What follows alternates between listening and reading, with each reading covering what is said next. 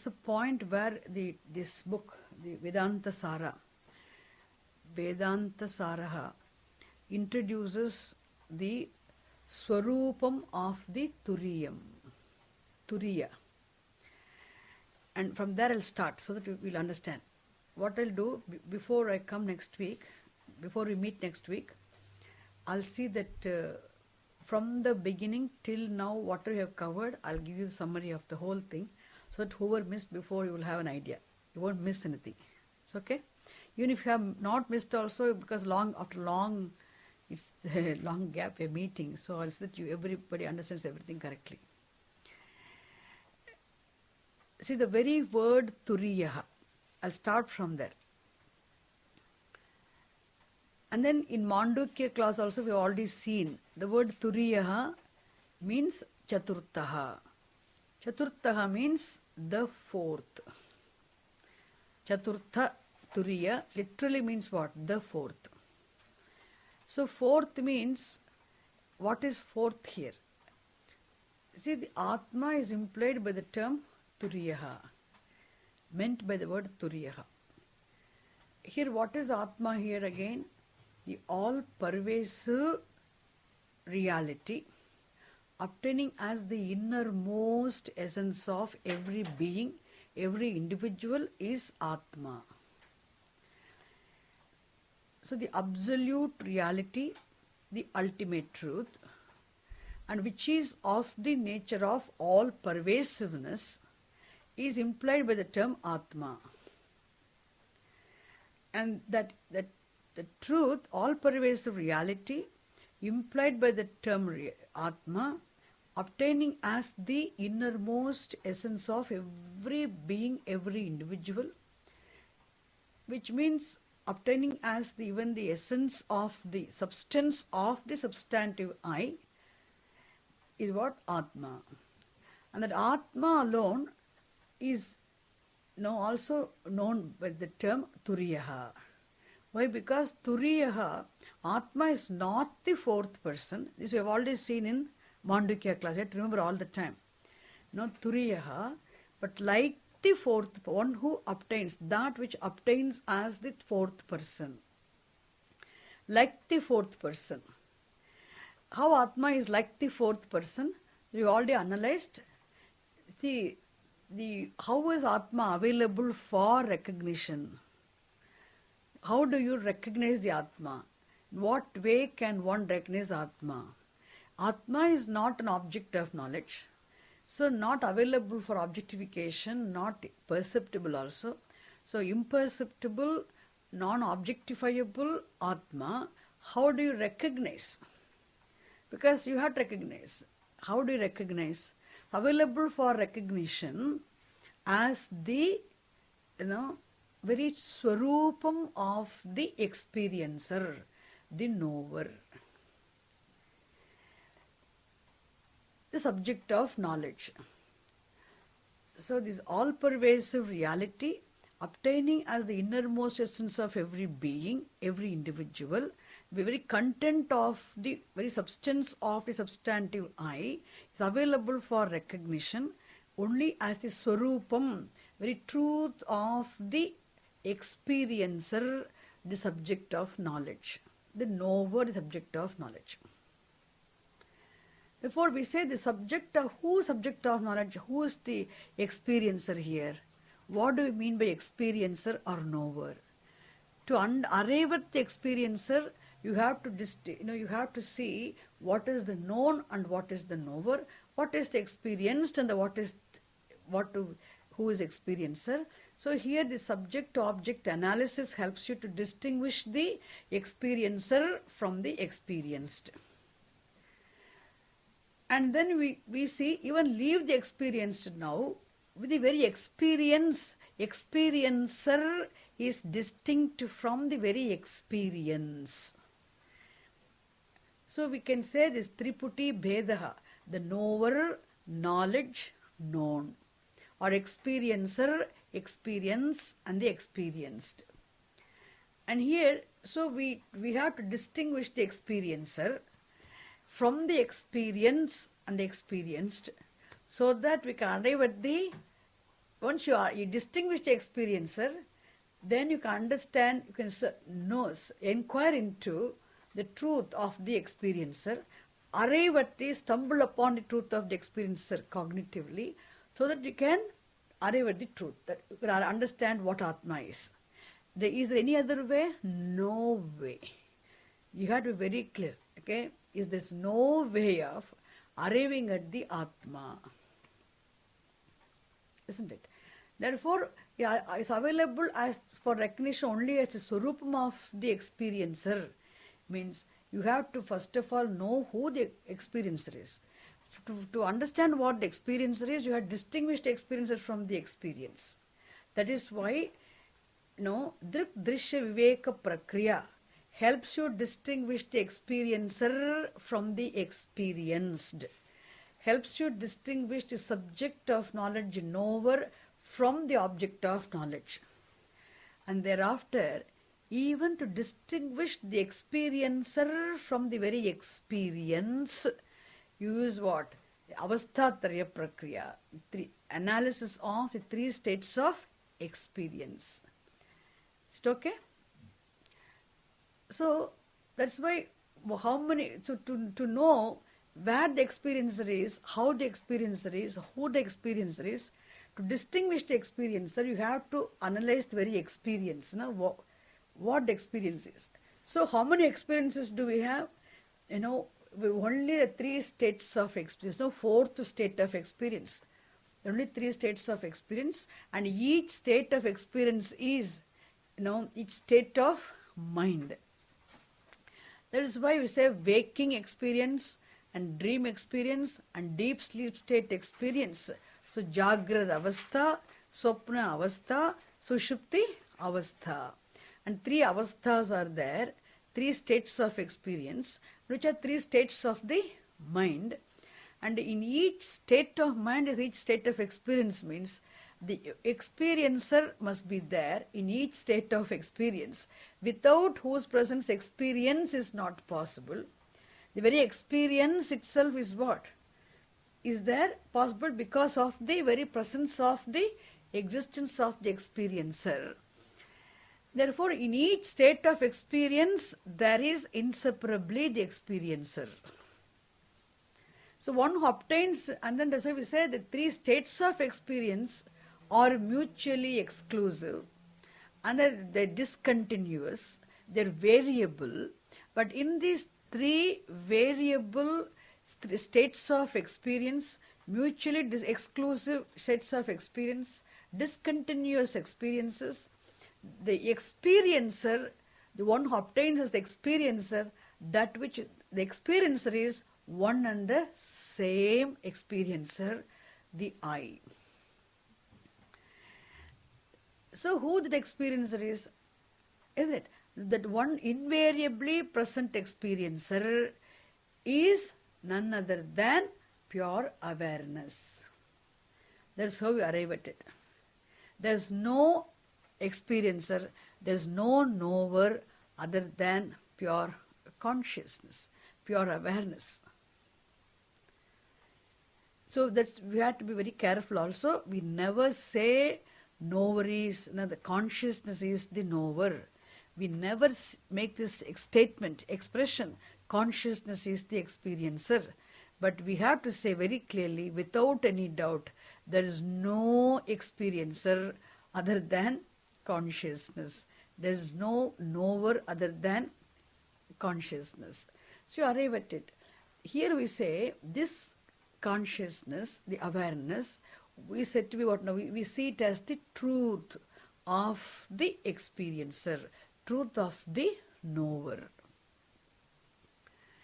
And like the fourth person, understand, I'm coming to the meaning of the word Turiya. Like the fourth person, the experiencer, the reality, the Atma, obtaining as the very truth of the experiencer, is like the fourth person, obtaining in all the three states of experience.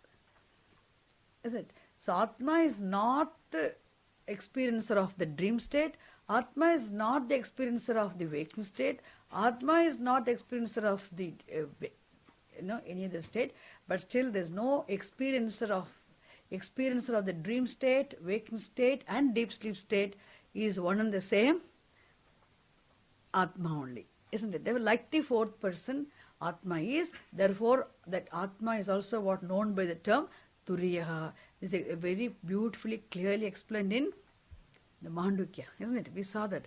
But here the word Turiyam comes. So I thought let me start from there. So it'll be easy to pick up and to continue. Is it clear? And one more thing I want you to understand.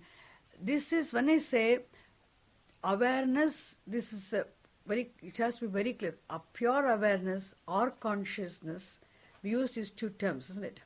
Or in pure knowledge, you can use three terms also. Jnanam, when you say pure awareness, or pure consciousness, or pure knowledge, three terms are synonyms. So, but let us hold to one word. So, this awareness here is, we don't make this statement, awareness is the experiencer, awareness is the knower.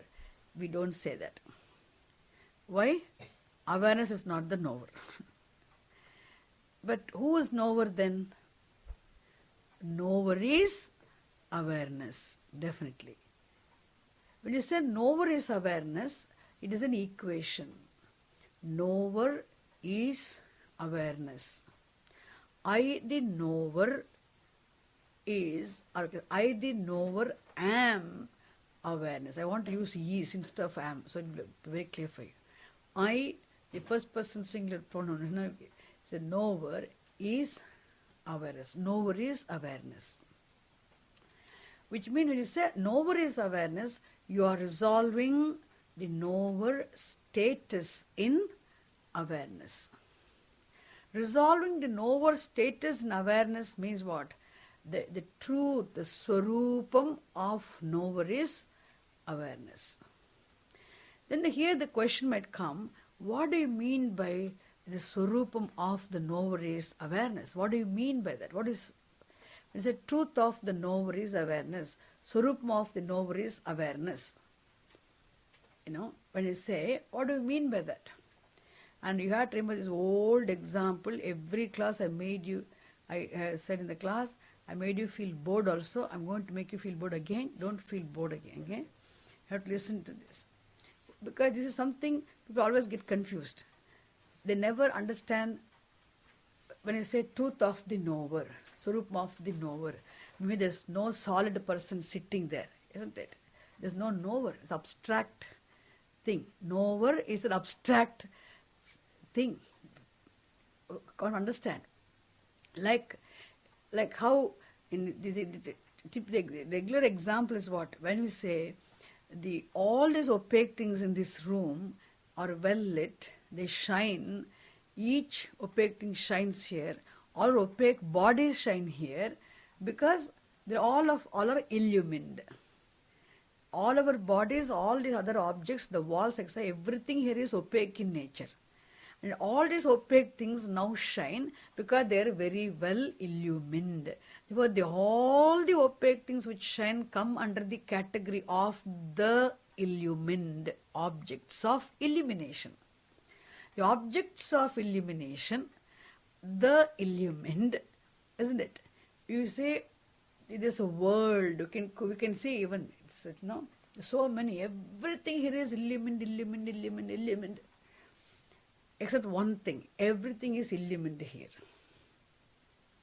I'm talking only with reference to, okay?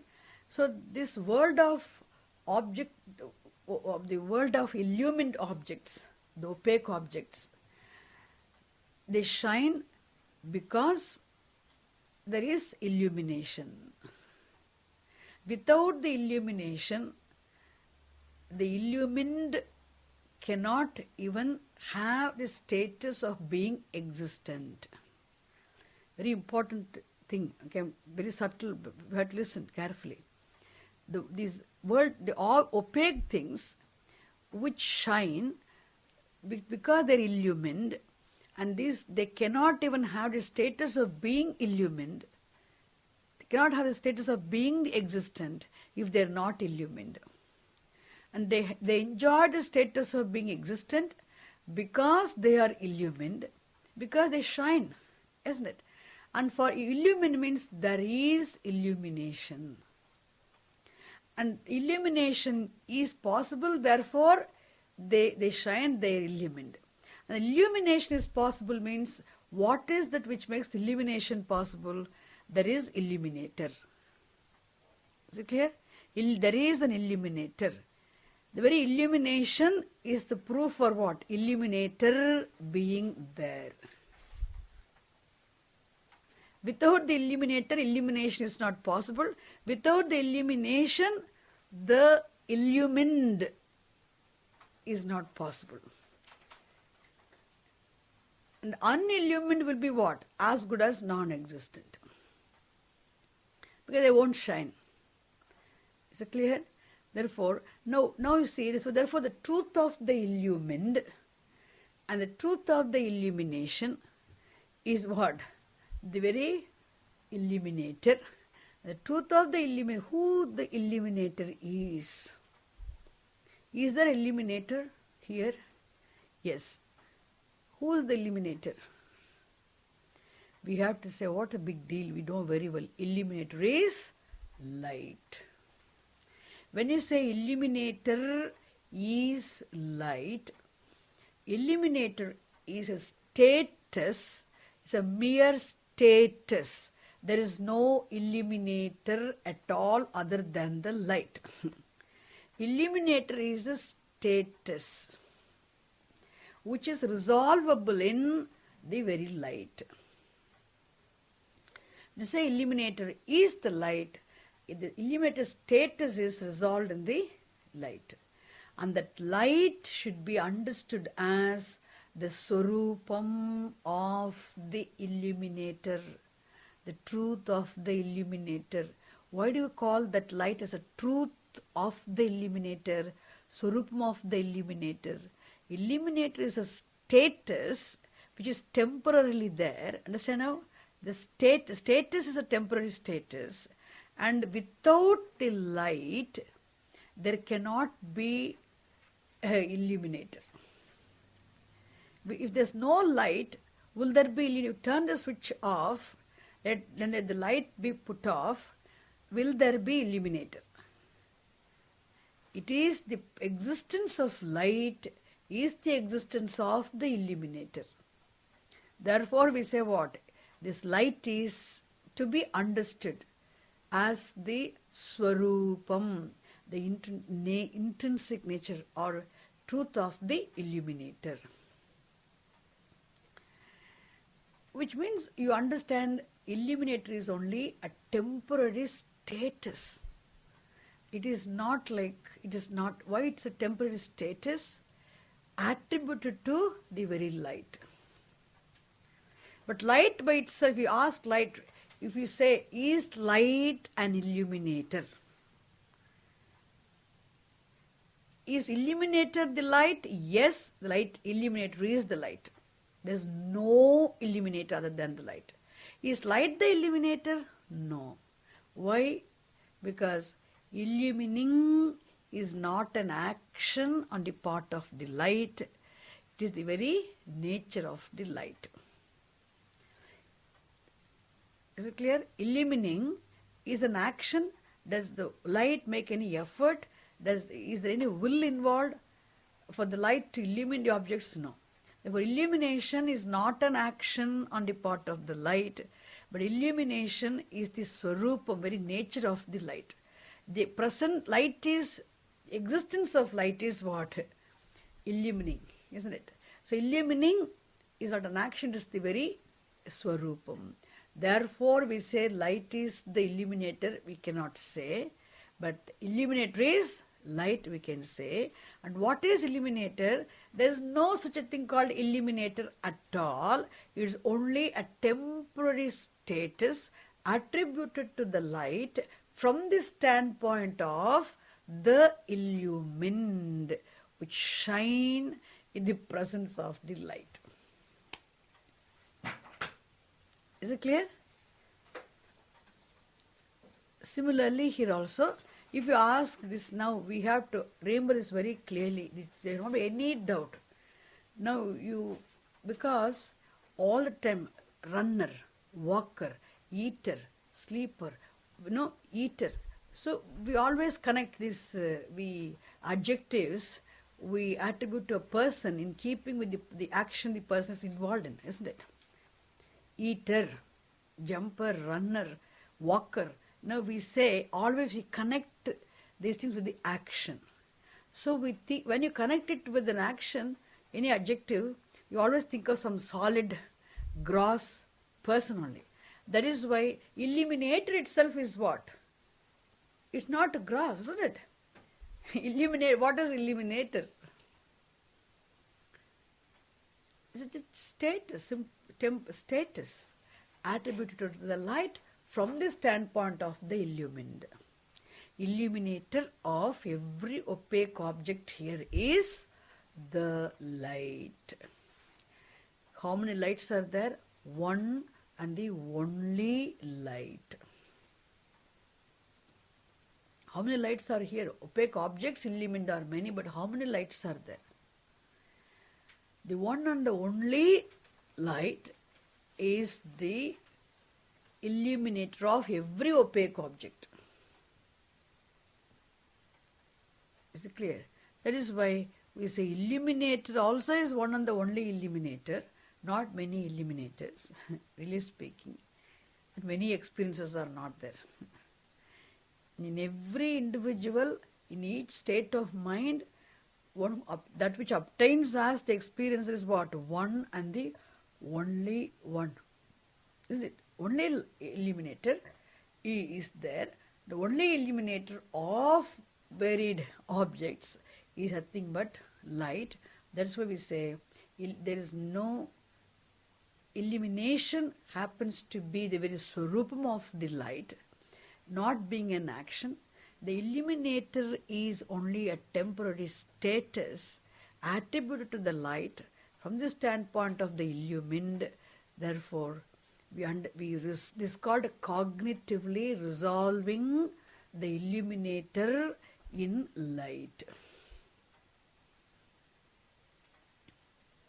You have reduced. Once the truth of the very illuminator is light means, is there something called illumination other than the light? There can't be illumination without the light. Therefore, the swarupam of the illumination is also what? The same light.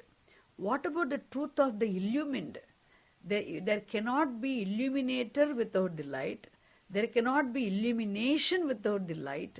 Therefore, it is not possible for the illumined to be without the light. Therefore, we can say the truth of the three, illuminator, illumination, and the illumined, is one and the only light. Why do you say truth of all the three is one and the same? Without that, it is not possible. There cannot be the illumined. There cannot be illumination. There cannot be the illuminator without one substance called light. Therefore, we say that light is the truth of all the three. So similarly, if you extend the same example here, now when we distinguish, we have already done this in the kindergarten class itself. We have done very well, analyzed so many times, Drik, Drishya, Viveka, Prakriya. Isn't it? The subject-object analysis, or the method of distinguishing the experiencer, the knower from the known, has helped you very well to distinguish the knower from the gross body, subtle body, all subtle aspects, and you have distinguished the knower, and definitely even you know very, very clearly, knower is not the mind. Knower is because the mind, the sense powers, powers of organs of actions, physiological functions, the gross physical body. Now, everything is object of knowledge here. Objects, everything comes under the category of the object of knowledge. And then Then so you don't need to say then the world of the objects external to the body is object of knowledge. And not only that, so this body also is included in the external, within the world of objects. Not only the body, even subtle aspects, imperceptible subtle aspects such as sense powers, powers of organs of actions, physiological functions, one's own mind, all three states of the mind, and every thought, every emotion, such as anger, desire, etc., everything being including the knowledge I am is object of knowledge. The knowledge I am, ahankara, isn't it? I am. The ahankara, ego, what is ego? Isn't it? The knowledge that I am is also object of knowledge. All come under the category of the jneyam, the known. But the known enjoys the status of being the existent only when it becomes the known. If it's unknown means what? It will be as good as non-existent. So the known enjoys the status of being the existent, being the known. That is because there is knowledge. The known means the experienced enjoys the status of being the experienced because there is experience, isn't it? And we say an experience again is also possible because there is an experiencer. And what is this experiencer or knower or observer? The subject of knowledge, is distinct from the known, but still who this knower is, what that knower is, there is no knower. There is no knower. Other than knower is only a temporary status attributed to the pure awareness, pure consciousness from the standpoint of the known. The standpoint of consciousness, there's no knower. Consciousness is not the knower, but there's no knower other than consciousness. When you reduce the I, when you find out what is the content of I, what is the substance of substantive I, what is who am I, what am I, what this I really means. When you search, then all the objects of knowledge get negated as non-I, non-self, anatma. So body is negated, not physically, you're not pulling the body and throwing it away, but still you cognitively, you negate this body as an object of knowledge. Therefore it becomes a non-self, means it is not the meaning of the word I, isn't it? So everything gets negated as non-I, non-self, because everything is the known. You see yourself as the knower. I itself am the knower. Everything else is known to me. Everything is this object of my knowledge. So I am the knower. When you see yourself as the knower, you negate everything as anything which comes under the category of the known as non-self. Intellectually, you negate everything. And the knower alone you cannot negate as non-self. You have to say, I am the knower. You can't say knower, isn't it? When you arrive at the I am the knower, when you say, then who am I? Who this knower is? I the knower am. Who am I the knower? That is when you have to say what? I the knower am awareness. Means you are resolving the knower and I in awareness. The content of I, The substance of the substantive I is awareness. Therefore, knower is awareness. The knower is temporary status attributed to awareness, but the awareness or consciousness is not the knower. And how many knowers are there? Every one of us can refer to I. How many I's are there? Really speaking, every I is what? The knower. Obtaining is like the illuminator of this sofa, illuminator of that wall, illuminator of that television, that mirror. Illuminator of every opaque thing is what? You can say you can say, in keeping with the number of illumined objects, you can say so many illuminators are there, you can say. Really speaking, how many illuminators are there? Only illuminator, isn't it? And that only illuminator is light. Similarly, with every one of us we can say, I am the knower, I am the knower, I am the knower. If you reduce I to knower, you're distinguishing it from all the known, then you can find out finally that knower obtaining in every one of us. Now, the I obtaining as the knower in every one of us is one and the only pure awareness. You do not do anything physically here without any contradiction, without going against your reasoning. You see very clearly there is no knower. Therefore, if you resolve the I am the knower means you resolve the I, distinguish the I from the known, and resolve the I in the knower. And the knower is awareness means I the knower am awareness.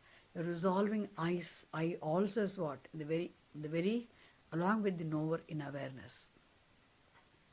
And that awareness is the Swarupam of Aham, truth of I, substance of substantive I, or the knower. There's no knower. Abstract. You arrive at it.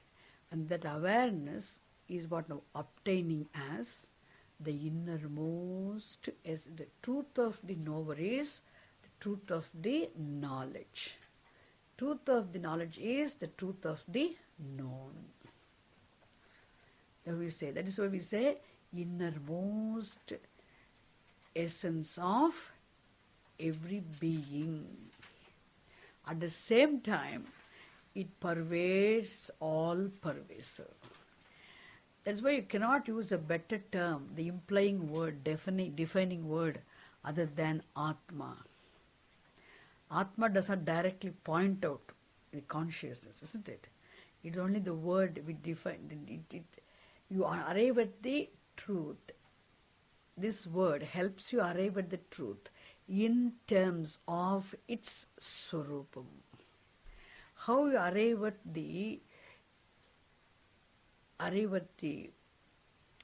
light, in terms of its Swarupam.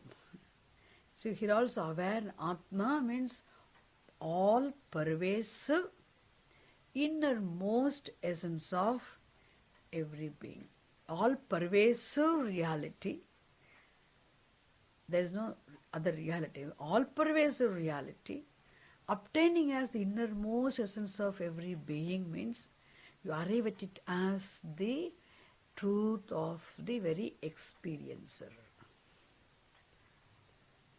Therefore, we say it obtains in all three states of experience you analyze, that which obtains as like the fourth person, one who is available for recognition, as the very truth of the experiencer, obtaining in each state of experience, is what now we say Turiya.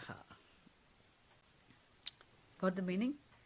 I think this is at least this is very clear. Means I can start from, I can go to next class, I can start these things.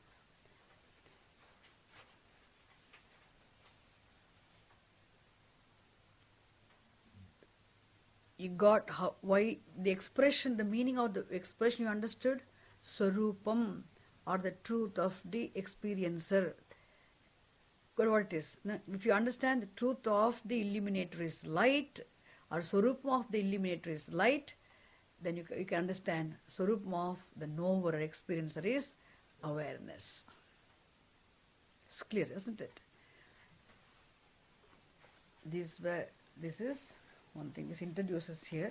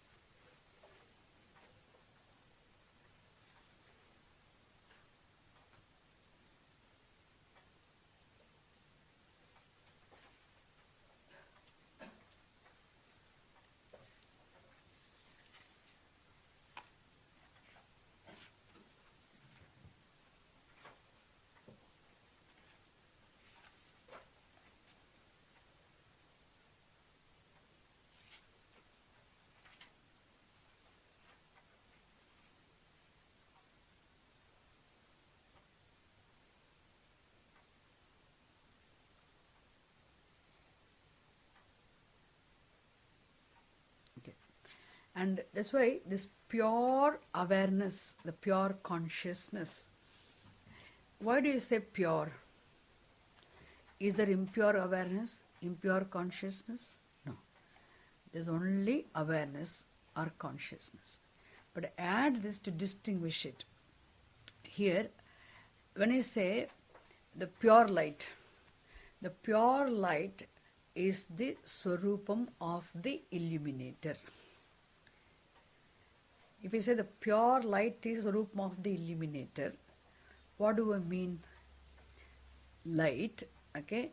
If you see what is pure light, the adjective pure, I add to the word light to distinguish it from the reflected light. Okay? I add the word. I can simply say truth of the illuminator is light. I need not say truth of the illuminator is pure light. But still I use the expression truth of the illuminator is pure light.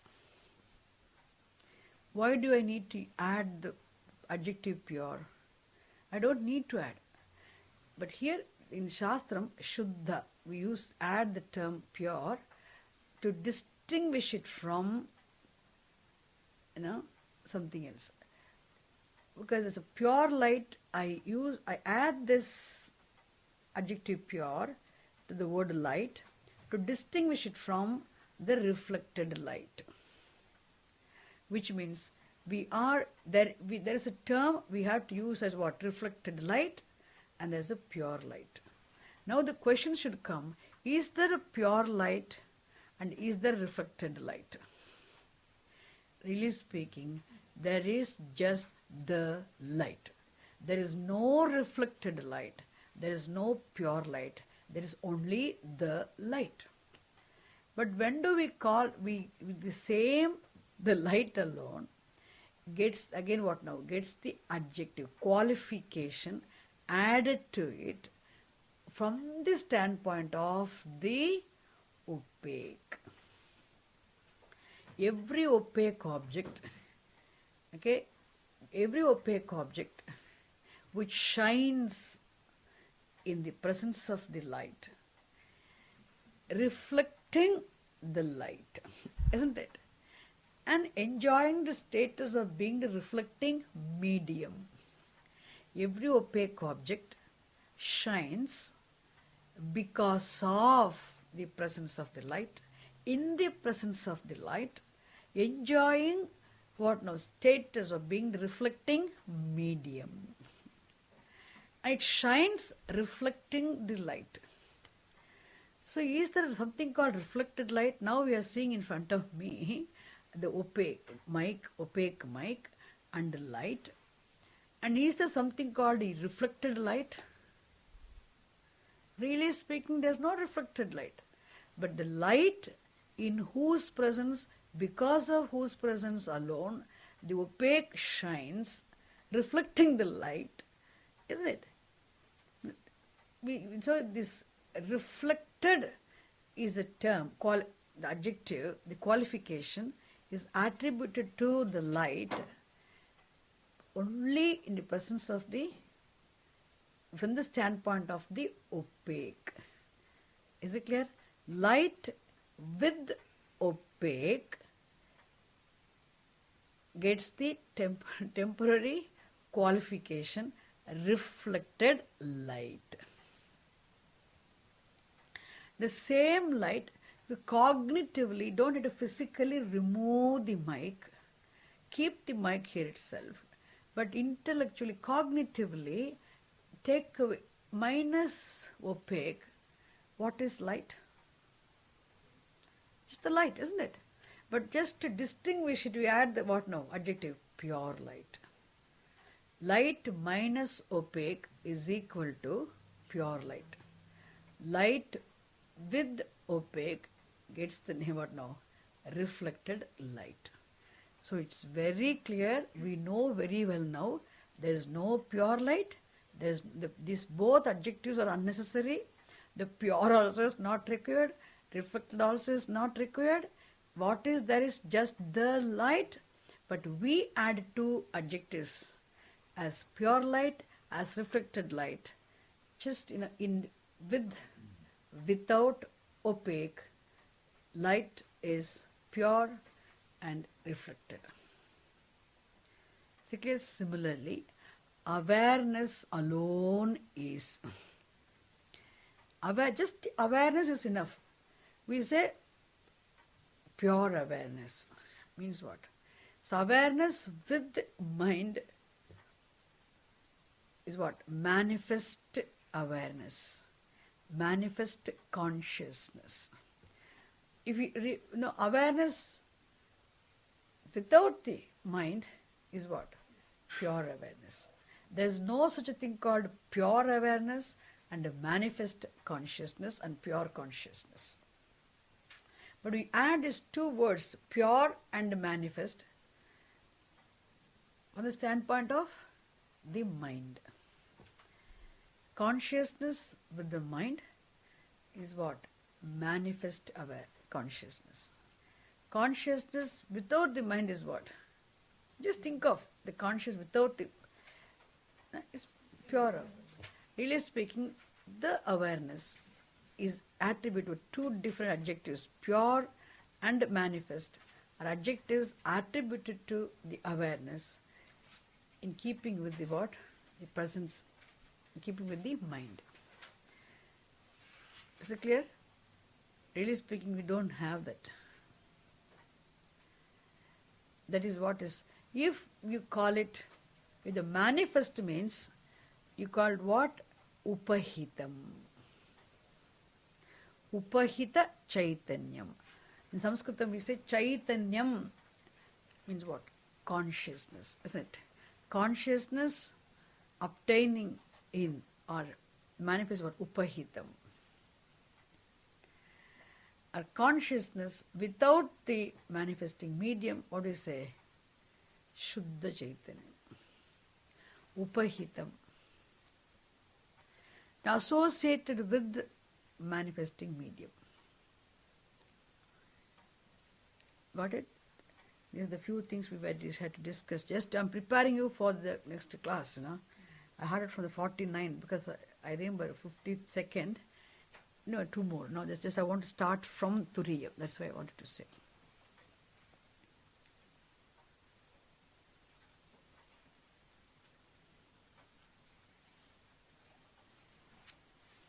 So here this author uses Upahita Chaitanyam, Anupahita Chaitanyam. Upahita, Anupahita. What is Upahita Chaitanyam, Anupahita Chaitanyam? Consciousness associated with the manifesting medium is what? Upahitam. Consciousness not associated with the manifesting medium is Anupahitam. Pure manifest. We can say Upahita, Anupahita is pure. Upahitam is manifest. Preparation itself takes a lot of time, isn't it?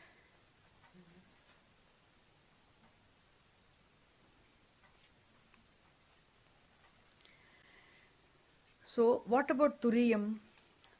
Turiyam is Anupahitam. I heard of the word Turiyam, isn't it? Turiya Chaitanya means, Turiya Atma means the reality, all-pervasive reality, obtaining as the innermost essence of every being, everything, is what? Happens to be pure consciousness, implied by the term, no, Turiyam. And it is what? Anupahita Chaitanyam. Anupahitam. Upahita, Anupahita. Is it clear? Yeah. So let us read the 49th mantra now.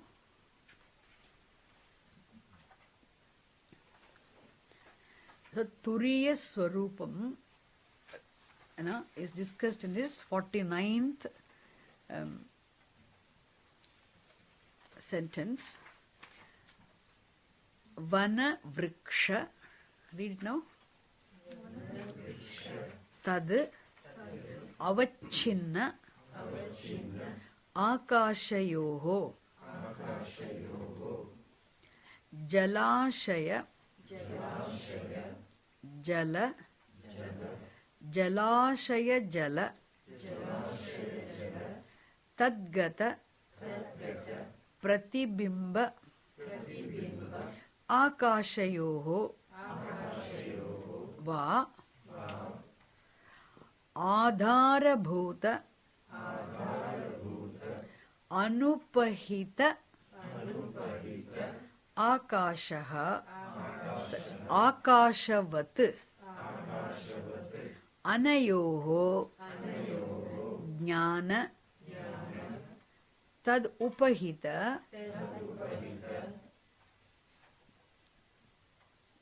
So Anayoho Ajnana Tad Upahita Chaitanyayoho Adharabhutam Yad Anupahitam Chaitanyam Tat Turiyam Iti Uchyate. Beautiful long definition. What is said to be Turiyam? Tad Turiyam Iti Uchyate. That is said to be Turiyam. That is what is implied by the term Turiyam. What is said to be Turiyam? The pure consciousness or pure awareness is said to be implied by the term Turiyam. What is that? Now he quotes that sentence from Mandukya Upanishad. Shantam Shivam Advaitam Chaturtham Manyate Sa Atma Savijñeyaha. The quotation we'll see next class, and also we'll see the whole. That is said to be Turiyam. I've explained to you already, but this sentence. It's time, Radhaji? Huh? Huh? Okay. So, Vana Vriksha Tad Avachinna Akashayoho. Now, Vana Vriksha. We saw both, no? Vana Vriksha Tad Avachinna Akashayoho. See, there's a big forest. It says the open space is there. Open space. Okay? Open space is what? Akasha. Just a space. Space is Akashaha. The space filled with a given object. It can be one house. But here he gives the example of forest, jungle. Many trees or some trees. Vana Vriksha. There is a space, given space. In this space, there may be one tree. Or in a bigger space, there are many trees. The space occupied with the trees. We say what now? Upahita akashaha. The space associated with occupying occupants, occupying objects is what? Upahita akashaha. The space, open space, not occupied, associated with occupying objects is what? Anupahita akashaha. So he says the example here, Vana vriksha tad avachinna akashayoho. The only one space alone, isn't it? But still, the avachinna means conditioned, limited. How do you say? Avachinna akashaha means what? Now, conditioned or limited.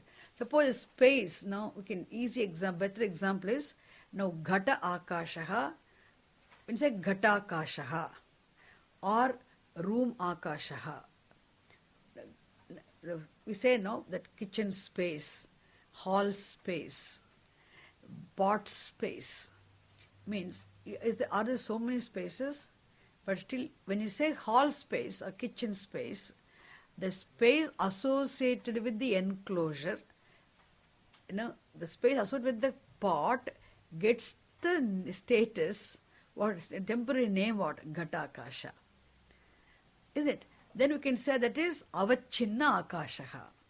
So the space associated with a given enclosure or object which occupied a space also, is it? We say it's an avachinna akashaha. Avachinna means conditioned, limited. Limited by the enclosure or limited by the objects obtaining in the space, isn't it? We hear, oh, Mahan Akashaha, we say, big space, big jungle, or few trees. Still it is limited by what? Few trees or some big things. Avachinna means that is conditioned, limited. So, just as the space associated with the enclosure, associated with the occupants, associated with the objects occupying the space, is said to be avachinna akashaha. Similarly, awareness associated with avachinna akashaha is upahita akashaha. Now we give one more example. Jalashaya, jala, tadgata pratibimba akashayoho. Jalashaya means lake, pond, big ponds or lakes is called Jalashaya, a reservoir of waters. Jalashaya means a place where water is stored and collected. Jalashaya, jala, tadgata pratibimba akashayoho. And also we give one more example. If there is a water and if there is reflection of sky in the space, the reflection of sky, in that water, all is what? Pratibimba, is it? So that akasha. So the sky associated with the reflection of the sky, associated with the reflecting medium, the water. The reflection of the sky associated with the reflecting medium is what? Avachinna akasha. It gives two examples. One in terms of occupation, one in terms of reflection. Both ways you can say. Associated with something. That's why I said the space associated with the enclosure, space associated with the reflecting medium, space associated with the occupying objects is called what? Avachinna akashaha. Three things I'm saying. Space associated with occupying things, okay, accommodated objects, space associated with enclosures, space associated with the reflecting medium. It's called avachinna space, avachinna akasha, limited conditioned space. In fact, nothing can condition this space, isn't it? But still we use the term expression avachinna akashaha. So akasho hova adharabhuta anupahita akashaha akashavat. Now, really speaking, now you can understand the space in which the trees stand, the space in which the very entire forest remains, the space in which the enclosure part or house or anything exists, the space in which the very water is, the water itself, where is the water in space? But the water reflects what now? Suppose the sky, isn't it? Therefore, whatever it is, all these three types of with the associated things you can think of, the woods, the forests, the trees, or the enclosures, or the water which reflects the sky, all of them existing in the very space cannot condition the space. If you think of the space without these occupying things or enclosures or reflecting medium, what is that space? Akasha is what? Shuddha Akasha. Isn't it? We says that Akasha, he says what? Anupahita Akasha. Anupahita Akashavat. Got now Upahita Akasha, Anupahita Akasha. Limited conditioned space. Okay? This are pure space. Don't say unconditioned, okay? Pure space. Pure space, conditioned space, or limited space. Is there limited space and pure space? There's only space. But why do you use two terms? Conditioned space, limited space, or pure space? There's no thing called pure space. There's no such a thing called conditioned space. We use these two terms in keeping with the association. When you associate space with the objects existing in space, space becomes what? Is looked upon as conditioned space. If we don't associate the space with the objects existing in space, it is pure space. It's called Upahita Akashaha, Anupahita Akashaha. Tadvat, like that. Sometimes the straight away lesson is easier than the example, isn't it? You got it? At least you got is two words now. Upahita, Anupahita. Avachinna, Anavachinna, or Shuddha. You can use these words. Oh my God. But like that, sorry. Like that he says, Anayoho Ajnana tad upahita chaitanyayoho adhara bhutam yad anupahitam chaitanyam. Similarly, the pure awareness, similarly the awareness associated with ajnanam. Ajnanam means what? Remember the term ajnanam long ago I taught. Associated with Maya, associated with, yes, ajnanam here means what? Mula vidya, I told you, Maya.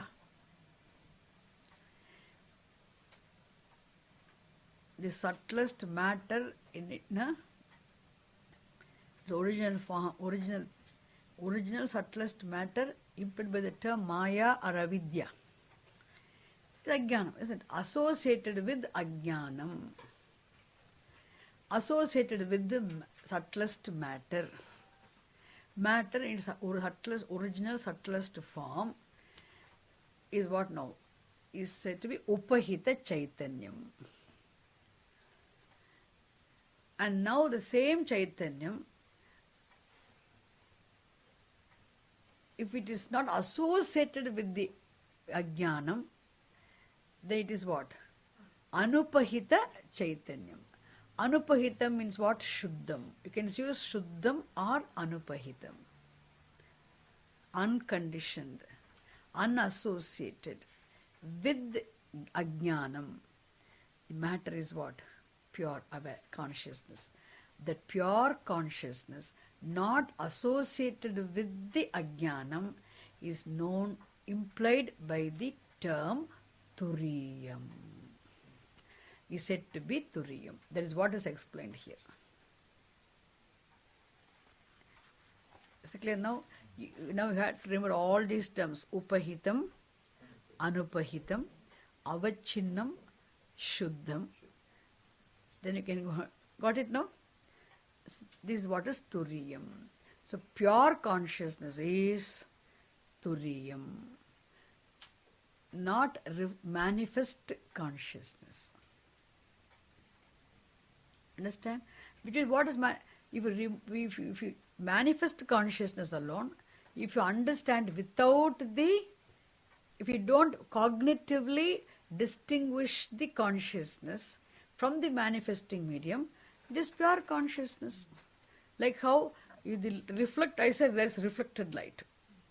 Reflected light, light plus mic is equal to reflected light. Intellectually you delete the mic. Light, reflected light minus opaque object. Mic is what? Pure light. Similarly, awareness associated with ajnana matter is manifest consciousness. The awareness, isn't it? The manifest consciousness, only you know now. You can't understand pure. The manifest consciousness minus intellectually you remove the ajnanam. Ajnanam is what? Pure consciousness. That pure consciousness is Turiyam. Got it? Turiyam, one thing I heard today. Hope I have not confused you. Okay? So I'm going to stop here. Turiyam iti uchyate. The next Mandukya mantra we'll see next class. Okay? And before that, so just today I want to start somewhere. Somewhere I want to start. So we meet after 3 months, Mama. That's why I had to go back to the class.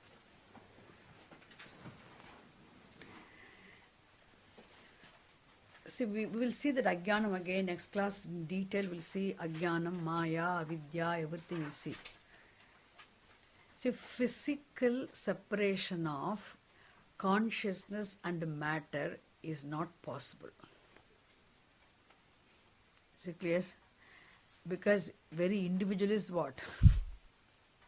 Combination of Atma and Anatma. Every one of us here, as an inquiring individual, one who obtains here, every individual who is into this inquiry itself is what? Combination of Atma and Anatma. So you cannot physically let me remove all the Anatma and then see Atma. That is why cognitively alone you are supposed to distinguish and you understand what is Turiyam. What is Turiyam? What Turiyam? Turiyam means it is another term implying Atma.